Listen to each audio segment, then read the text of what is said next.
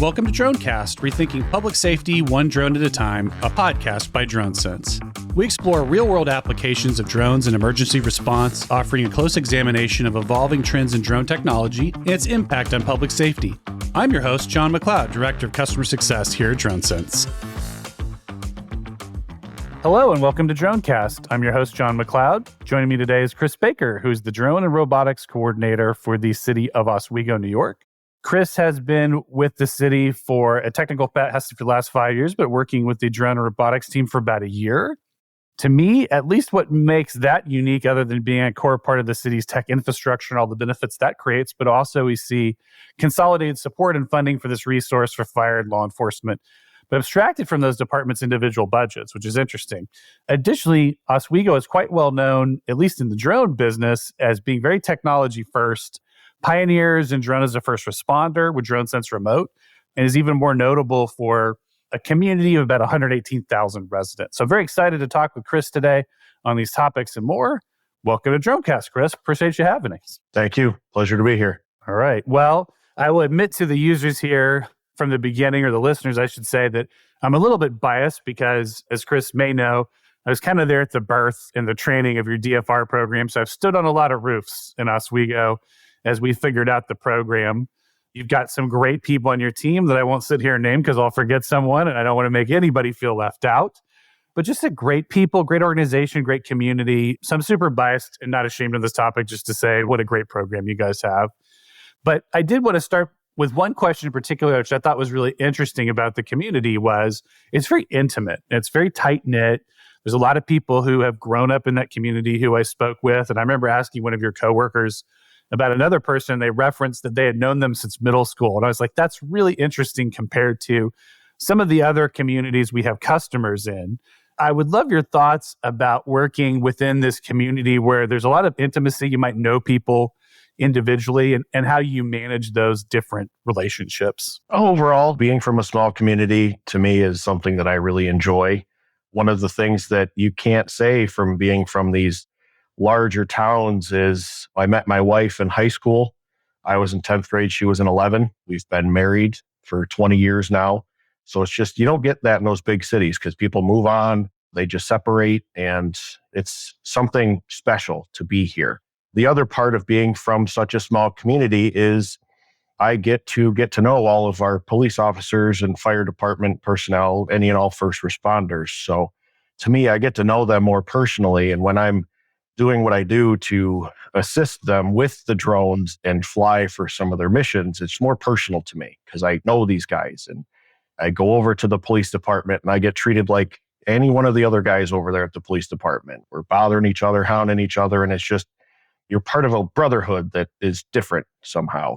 And I sit down frequently and have lunch at the fire department. There was a lot of days I'd be sitting there having lunch with all the guys there and Chief Griffin before he retired and talking about what can we do? What does Oswego need? And how can we make things better? Another piece of being from a small community is Sergeant LaRue and I have started to upfit all the police cars. It was something that we sent out to have done. And now it's something that we do in-house. So we've gotten to know the patrol cars really well, the computers, the wiring, putting the cages in and all of that. You're not going to get that in a big community. All of that stuff's going to be sent out. It makes it quicker and easier for me to be able to fix something for those guys when they call me at 8 o'clock at night and pull up to my front door and they're like, hey, I'm outside. Can you come out here and fix this? And I'm like, I'll be right out and we'll take care of it. And they're getting right back to their shift out, doing what they need to do. So I really enjoy being from a small, tight-knit community. Awesome. I mean, one of the things I also noticed was you kind of took over a program in flight, right? So that's always interesting too, when you take over in the middle of a program. But the other side of it is compared to a lot of the folks we work with, everyone in the program effectively is sworn law enforcement most of the time. That's not necessarily the world you come from. So I'm just curious what that experience has been like for you, kind of integrating more closely in some ways into that process and how it's been, what are the challenges been? I would say there hasn't been too many challenges. I mean, obviously there's challenges with everything, but I started with the city in 2019, and that was right about the same time that Chief Griffin was discussing with the mayor to get a drone for the city of Oswego. And that was done completely independently of the tech department because it was a piece of equipment for that fire department. But then I very quickly got involved because they would be having issues with the Wi-Fi and all sorts of connectivity issues. So I ended up getting involved with it very early on. And there were many, many late nights where I'd be over at the fire department. Well, Sergeant LaRue is on shift till 11 o'clock and the fire department's on 24-hour shifts. And I'm just over there at 7 o'clock at night because I love this stuff. I love technology and get in there and try to figure out how to get it all to work. And as it grew, it was one of those things that we very quickly understood the benefit of having them in our community. And I wouldn't even say that I took over kind of in the middle because I've been alongside since the beginning, just helping in the background. So I very quickly got to know the needs of the police department, the needs of the fire department, and how the drones could help them. So it's also interesting too. I mean, there's a lot of places the drone program can live in a community, right? But there are some just inherent advantages to having it in technology effectively in terms of just knowledge of all the different systems that are adjacent and being able to troubleshoot things.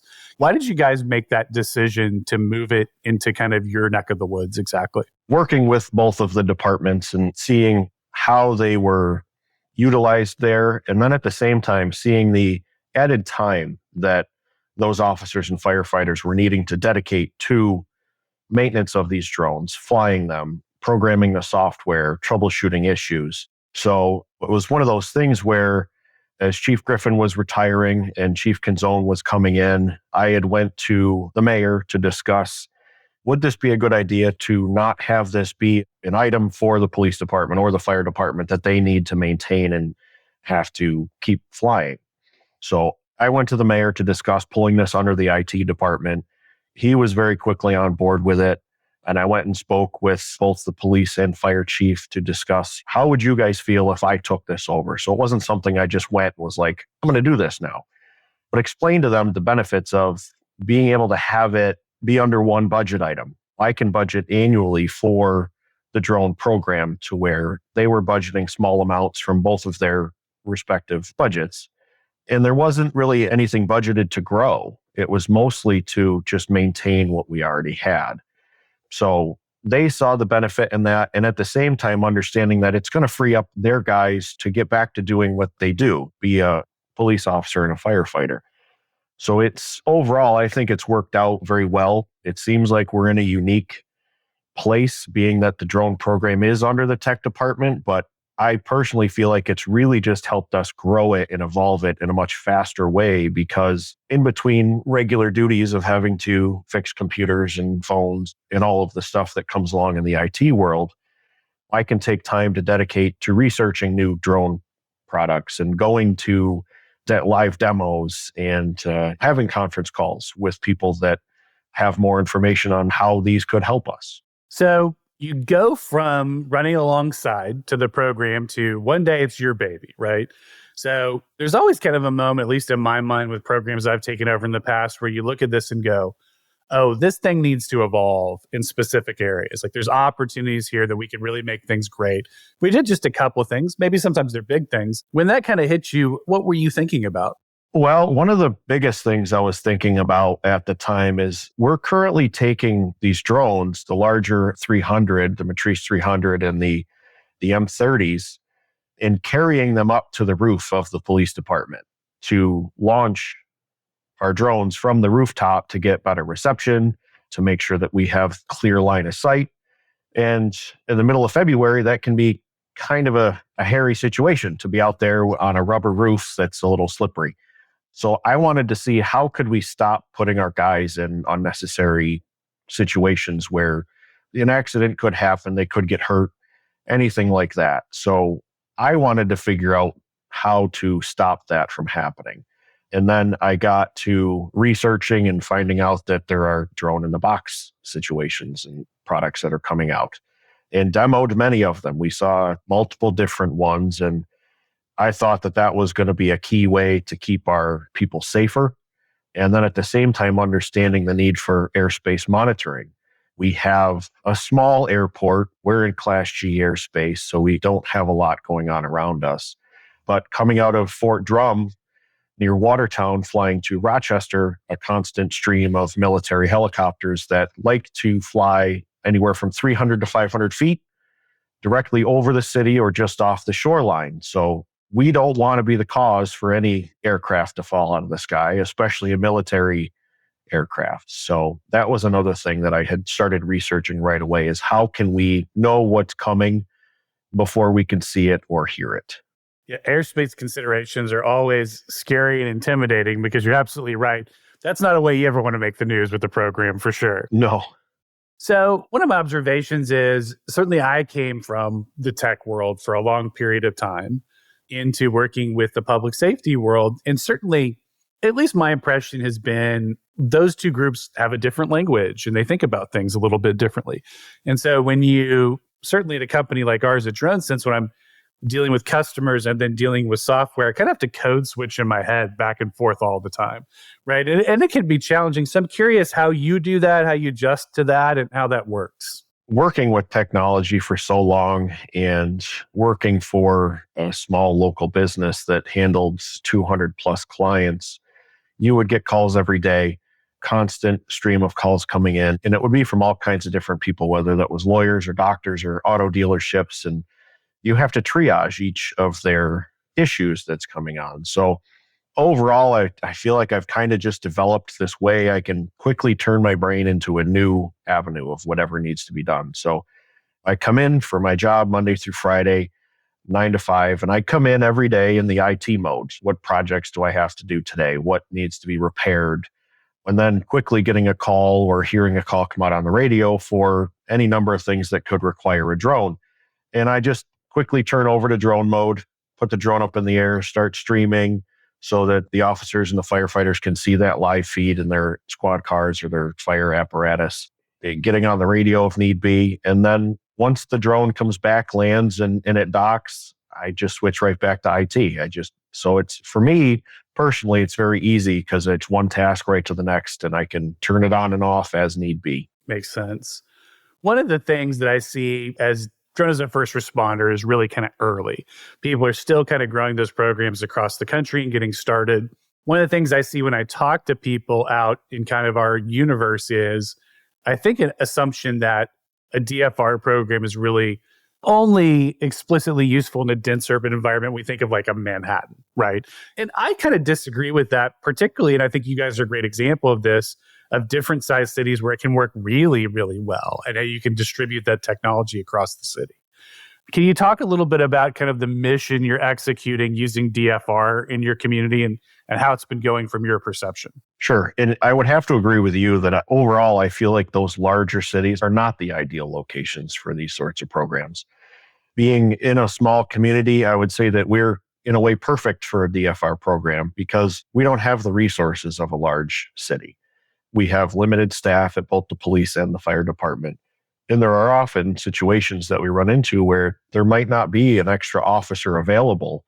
And if a call comes out for an assault or a burglary in progress, that officer might be the only one en route to that at first. So with a DFR program, we can ideally get the drone in the air and over the location of that call before the officer arrives, and they can assess the situation while in their patrol car watching that live feed. So they could see a couple of different things where there's nothing going on. There's just somebody standing outside on the sidewalk. Maybe I can reduce speeds and not be flying across town and putting the community potentially in unnecessary danger, or find out that somebody is actively being robbed with a gun and that they need to pick up the speed and also have other officers break away from what they're doing to get to that. So I would say in a small community, it works better because we're able to respond to these locations faster being from a small town. The drones get overhead quicker. And overall, it's just, we can cover the whole city currently with just 2 docked drones and a single Cassia G airspace monitoring device. So I wouldn't even know where to begin to tell you how much it would cost to cover a place like Manhattan with drones and airspace monitoring. It would get wildly expensive very quickly. And then at the same time, you've got buildings of all kinds of different sizes, taking up a taller footprint, a wider footprint, and that makes it very hard to actually keep a drone where it needs to be. If you have to constantly fly over a building or around a building, it's much better to be able to just kind of fly over a small community that has minimal large buildings so that we're able to get to where we need to in a quicker way. Oh, that makes a lot of sense. I personally feel like it's definitely better to have a small community for something like this. Okay. One of the things that's interesting to me about program administrators kind of in our neck of the woods has been you kind of have to be this jack of all trades sometimes. You have to maintain relationships with the community, with your agency, with political leaders and all the stakeholders. You have to kind of become a unpaid marketing officer and promote your program because you're going to need support and resources and money and time and patience and everything else that goes along with it. So I was curious how you have tackled that so far and how do you feel like it's going? Well, there's a lot to cover there because you've got so many different things to do, with one of the biggest ones being the community. They don't want anyone in the community to feel like there's any sort of invasion of privacy, because that's not what these are used for. These are used as a tool to protect our first responders and help our community by allocating resources in the appropriate way to get them where they need to be. So I put up social media posts about different reasons we've used the drones. I reshare social media posts from neighboring communities. We get a lot of mutual aid calls out in Oswego County and Onondaga County. So we try to continue to push that information out there. I've done an interview with Spectrum News, and then I've also had a couple of interviews in the paper. So that's been one way to engage the community. And then within the admin staff at the police and the fire department, and then the mayor and the counselors. Right now, I currently supply all of our monthly flight numbers to the police chief, and they go in his monthly report. So for every month that goes by, they'll see that we're having X number of flights for an X amount of hours. And early on, the stakeholders, the council, the mayor saw the benefit to the drone program, but didn't realize how much further it could actually be taken. So when I was first looking at getting these docks installed here in the city, I had contacted DroneSense to find out where can I get these, because I heard they're going to be hard to get a hold of. So DroneSense put me in contact with a UVT, an American drone company, to distribute these docks. So I reached out and spoke with Matt at UVT, who quickly got me the information that I needed, understood our city and how it's on the smaller side, and worked closely with me to get a quote put together. And then on top of that, had given information on how I could present this to our council and to the mayor. So I took the information that they had provided and added to it, added more and more pages to a PDF or a PowerPoint document. And with the first time I went to council to discuss this, there was not much support for wanting to spend this large amount of money to get these docks in and airspace monitoring. So it was pulled off the agenda, and I had to go back and kind of rethink what we were doing. So that's where I took this PowerPoint presentation, and I met with each of the counselors. And not in a council session, we can only have a maximum of 2 meet at a time. So Sergeant LaRue and I had, I think, 5 different meetings, that some with 2 counselors and others with just 1, to go over the real benefits on how it's already been used and how this will enhance and make things better for us. And by the time I had gotten done with these presentations to the counselors, I had unanimous support from all 7 when I went back to council to get the funding for this. So they've seen everything that we do with that presentation I put together for them, and then just ongoing seeing these social media posts, and they get the monthly reports from the police department. So they're seeing our numbers, they're seeing how much they're actually being utilized, and then seeing that we're also being asked to assist DroneSense with building out their dock portion of DroneSense Remote. So we get a lot of support internally, and I think that overall things are going very well. The community supports it.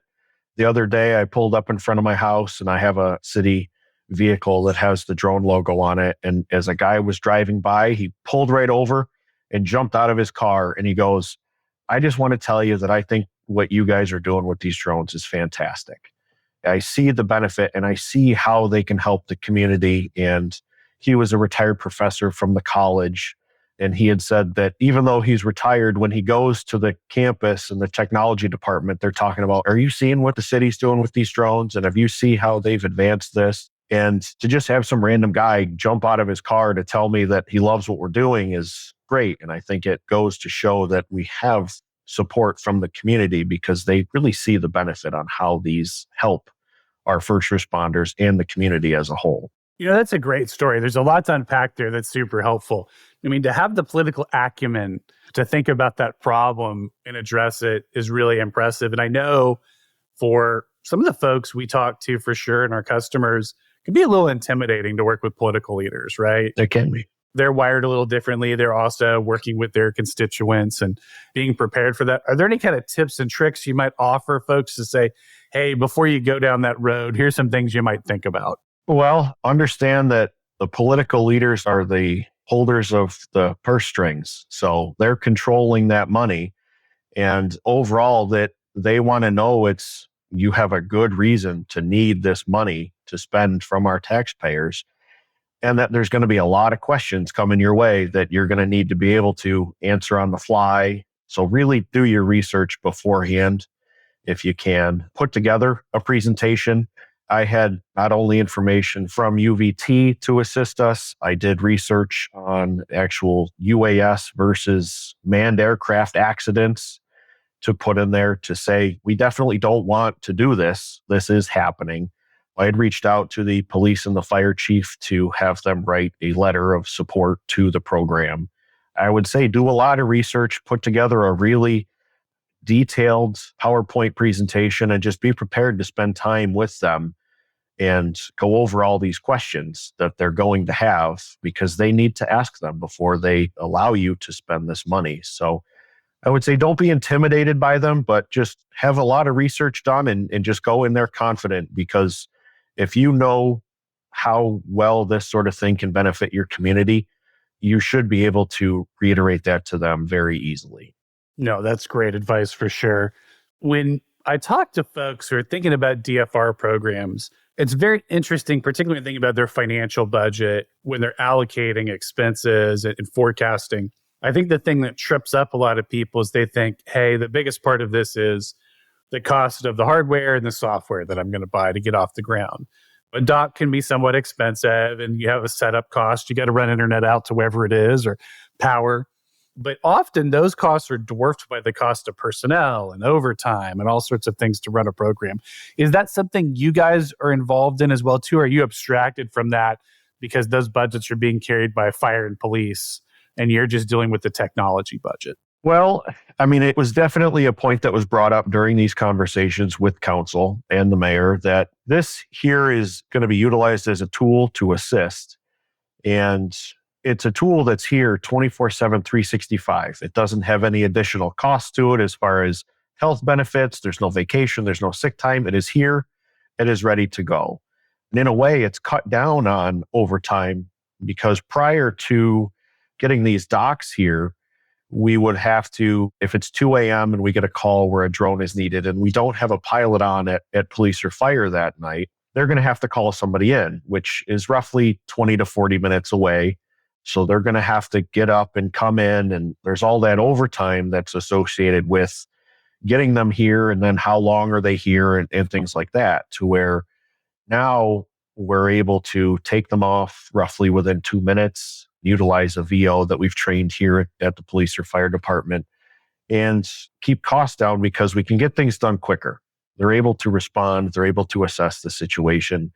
And then at the same time, if you're looking for, say, a missing child. We had an instance here where there was a child went missing during a Harborfest event that we have here, which brings in roughly 20 to 50,000 additional people to just the city. And we're a city of 17,000. So there's not a lot of people here. And we have this missing child that gets called out over the radio. So you're then going to be taking all of those resources, the officers, the fire personnel. At the time, we also have Border Patrol here and state police. So they all immediately stop what they're doing and start looking for this missing child. Then thankfully, with using the drone, we were able to locate that child in roughly 2 minutes and direct the closest officer directly to that child, who then got them back to their mother. But let's say that that wasn't a 2-minute thing that we were able to assist with, and this turned into a 4-hour search. How much personnel are we utilizing to actually search for someone? It's a number that you just really can't figure out. If you've got 30 people looking and they're all looking for this child, it adds up quickly. We were able to not only cut down on the cost, but quickly find the child and get him back to his mother, which is really the main thing here. That's one of the best things that can ever happen. It's terrifying to lose a child, and to be able to find them within just a couple of minutes and get them back with their parent helps keep trauma down for the child and helps keep the parents calm. So it definitely helps in keeping costs down. And I don't personally have to deal with the budget of the police department and the fire department and their staff, but being able to have it under my budget, it's kind of right out there. We know how much it's going to cost, and it's there to assist the officers at any time because it's always ready to go. Yeah, that's a great point. And for sure, one of the use cases that drones have revealed themselves to be quite good at, to your point, of search and rescue kind of off the bat, particularly the thermals. Yes. And so it's always, we get a lot of great hero stories around that. It's so exciting how many great outcomes people have had with that, because it doesn't have to be that way. 10 years ago, it might not have been. You obviously enjoy technology because of what you do, or you wouldn't be in that spot. Right. And you do a lot of planning. When you kind of look over the horizon at stuff people are engineering or developing today, and you're thinking about future capabilities and how they'll add to your program and your capabilities, when you think like a year or two down the road, are there things that are coming or that you wish that were coming you thought would really be interesting or move the needle for the program? Well, we've got two different sides of this here. We've got things that I'm still trying to get done, and then where would I like to see the technology go? The biggest thing that would really help is battery time. Currently, we can only keep a drone in the air for about 30 minutes. And when you think of potentially utilizing a drone versus needing to call in a helicopter for something, they can stay in the air for hours when we're having to cycle them out every 30 minutes. So extended battery life would be huge. The cameras can only get better, not that they need to at this point, because they have impressive zoom and the thermal capabilities are fantastic. It's one of our earliest success stories was utilizing the Matrice 300 with thermal imaging. It was very early on in the drone program, and a call came out for a man that fell in the river. It was May. The river was roughly around 42 to 48 degrees, so it wasn't warm. And Sergeant LaRue at the police department was able to get the drone taken off very quickly and locate the man in the river using thermal and guide the fire department boat directly to him. Thermal imaging is fantastic. I don't know how it gets better. I know it will, but it'll be able to pinpoint and make things even better in the future. So if it just keeps to grow the way it is, it's only going to get better. One of the things that's interesting about working particularly with drones is my wife's a teacher. When someone asks her what she does, it's pretty easy to explain. People understand what a teacher does. Sometimes drones are a little complicated for folks to understand because it's so new. And so we often rely on kind of stories about our program, either the success of it or even things were just amusing to us that have happened that we've seen because of those. Do you have a favorite story you've seen with your program that you share with people sometimes? It's really just one of my proudest moments as a success story for being able to assist the community and our first responders. We had a call come out on a Sunday for a structure fire in an abandoned factory that houses a lot of homeless. It was December, so it was cold, and they take cover wherever they can. To keep warm, they started a fire in the building.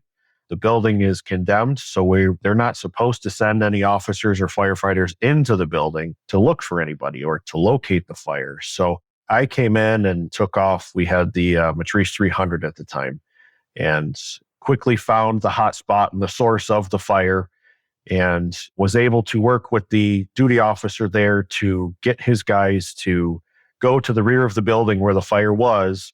And they pulled the side of the building off, saw the fire, and were able to get a stream of water on it very quickly. And at the same time, while I was doing that, we had mutual aid assistance from the Novelis Fire Company, who had the Rivada. So they were able to take and fly that drone inside the building while keeping everyone outside safer and not have to enter this building.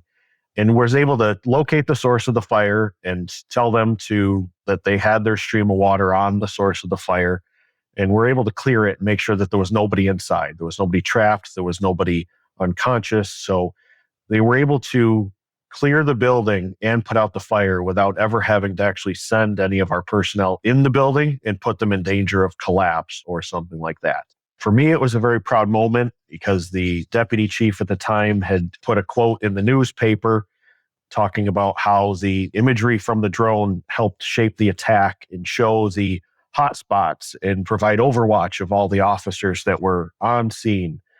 And then at the same time, the following day, I got an email from Chief Canzone thanking me for coming in on my time off and to fly the drone and provide better safety for all of his personnel. And for somebody who is not a first responder, anything I can do to assist them is just, I thoroughly enjoy it. And ultimately, this is what our program is all about. It's to help the community and it's to keep all of our first responders as safe as they can be. Well, you can't say it any better than that. I mean, definitely that's where we all are who have a heart for this. So thank you so much. I don't have any more questions for you today, but I really do appreciate you spending time with us and all the work you do in the community. So thank you so much. And thanks to everyone listening on the internet for listening to Dronecast. And we'll see you next time. Thank you.